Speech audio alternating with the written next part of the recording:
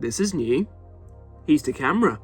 And that can mean only one thing, that a toy company has thoroughly irritated me enough to talk to you personally. Oh yes sir, they have finally done it.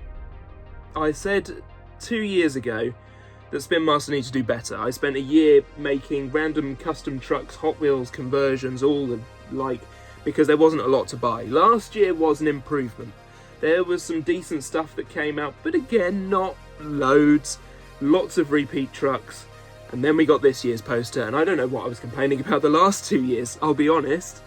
I didn't know when I had it good, because the new poster came out over the weekend, not on Friday, as everybody expected, but on Saturday, which is better than what we thought on Friday night. We thought we were going to be waiting a whole nother week until next week's events, but no, we got it on Saturday.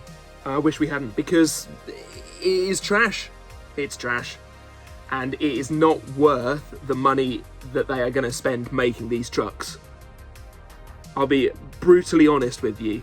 If you are a parent watching this thinking, oh, I could buy this, that and the other for my little Johnny, don't waste your money.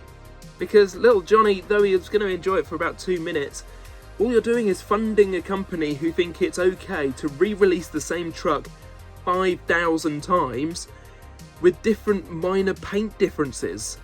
It's just lazy. It's lazy marketing and it's lazy toy production. And it really, really drives me up the wall. Here's the situation. A load of the same truck identities, the main ones you're likely to see at Monster Jam, are getting new paint schemes. We've got different lines like Toon Shaded, reasonable looking line on its own. Unfortunately, alongside all of the other stuff we've got, it just blurs it all into one. We've got the childlike set. This is the set of trucks that annoys me the most, because if I were a child collector and being told that for me childlike is scribbling all over a truck and calling that done, I would be annoyed at that. I wouldn't buy that. There are 1 or 2 highlights. Vendetta, at long last. I will add, lazy again, 2022 Vendetta, not even the modern paint scheme for it, so what are you doing there? Kraken, we're all envisioning it's going to be the purple one, though if it's the green or blue one again, it wouldn't come as a surprise at this point because of how the rest of the year's gone. We've got Crush Station being re-released. Why? It hasn't run Monster Jam in years. We've got so many independent trucks and they are not getting the representation. Avenger, a truck that has had so many different paint schemes, and we've had loads of them over the years. It has been really fun to actually collect this set. Gets one release this year, and it's a re-release of the one we got last year at the exact same stage. It's the green one, except it's not as good because it doesn't have the BKT printing. But what about the train truck? Yes, it could be Crazy Train, and if it is, I think I'll delete this video because I don't believe it will be. That's how sure I am that it isn't, in fact. We've got, in the Monsterized set, Tech Deck Rec Deck, a new truck. Very excited to have it join the collection. It's great to have a brand new truck be in this set. It's the only anomaly for this set because it shouldn't be here probably, but it is for whatever reason. Maybe it's to keep the toy brand happy. Tech Deck Rec Deck, Monsterized. Sports car, could have been Mayhem, isn't. It's just a random car. It looks like a NASCAR, except it's got a load of gump stuck to the back of it. Why? I don't know. It's got new rims and new tyres. They're making all of this effort for a brand new concept truck that nobody really cares about. The same can be said for several others in this set, actually. We've got Extinguisher. I quite like the design. But why make Extinguisher when you could have made a new backdraft? A truck that already existed.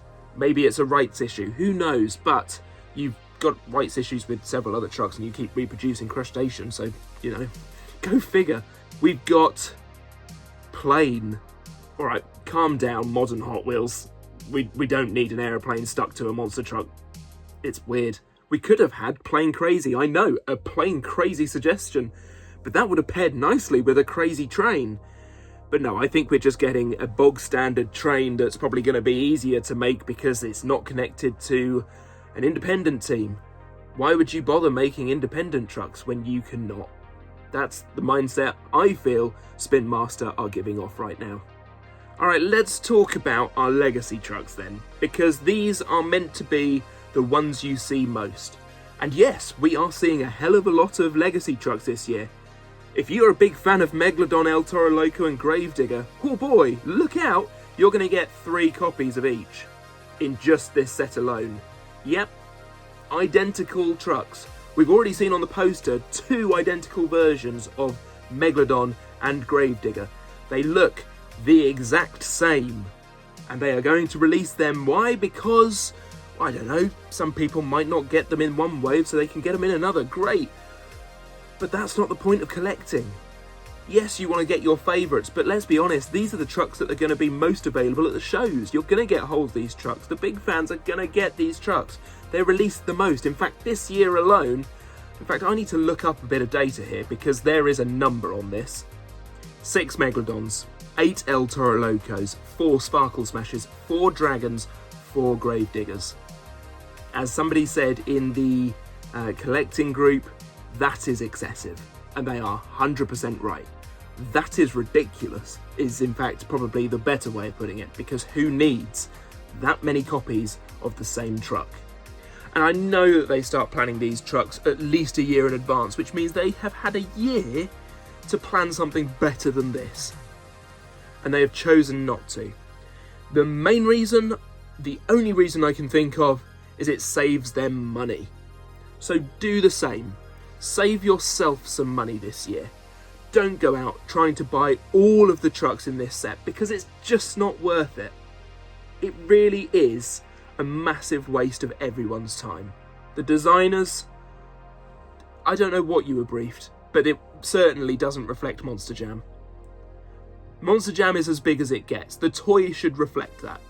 It should be the very best in Monster Truck Diecast, and at the minute, that title is being held by the Monster Machines.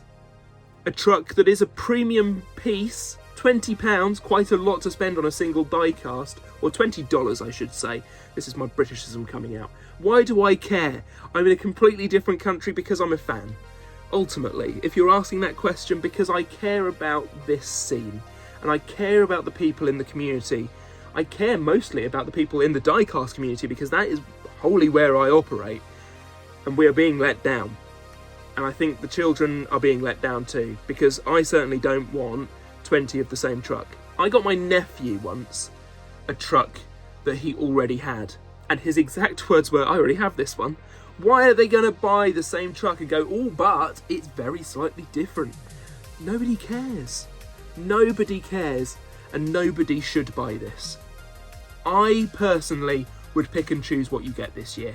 See if it is worth it. See if it's a new truck in your child's collection. If you're a parent watching, please listen to this plea.